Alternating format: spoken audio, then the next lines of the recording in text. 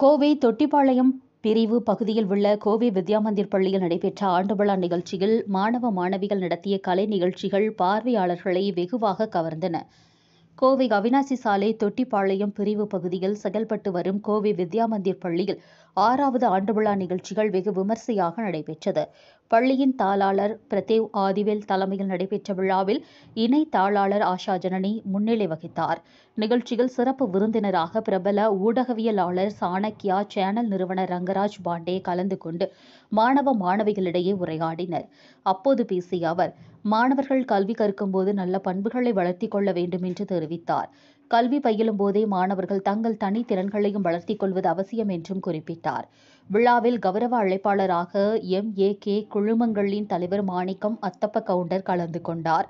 விழாவில் மாணவ மாணவிகள் தங்களது பன்முக திறமைகளை வெளிப்படுத்தும் விதமாக பல்வேறு கலை நிகழ்ச்சிகளை நடத்தினர். இதில் பல்வேறு நாடுகளில் கலாச்சார நடனங்கள், தமிழர் வீரக்கலைகளை கூறும் விதமாக சிலம்பம், வாழ்வீச்சு போன்ற கலை நிகழ்ச்சிகளும் நடைபெற்றன. குறிப்பாக பல்வேறு வண்ண உடை அணிந்த மழலை குழந்தைகள் மேடைகளில் ஆடிய நடனம் பார்வையாளர்களை வெகுவாக கவர்ந்தன. முன்னதாக கடந்த கல்வியாண்டில் சிறந்த மதிப்பெண்கள் எடுத்த மாணவர்கள் மற்றும் மாவட்ட, மாநில விளையாட்டுப் போட்டிகளில் சிறந்தவர்களுக்கு பரிசுகள் மற்றும் சான்றிதழ்கள் வழங்கி கௌரவிக்கப்பட்டது. விழாவில் பள்ளி முதல்வர் கலைவாணி உட்பட ஆசிரியர், ஆசிரியைகள், ஊழியர்கள், மாணவ மாணவிகள், பெற்றோர்கள் என்று பலரும் கலந்து கொண்டனர்.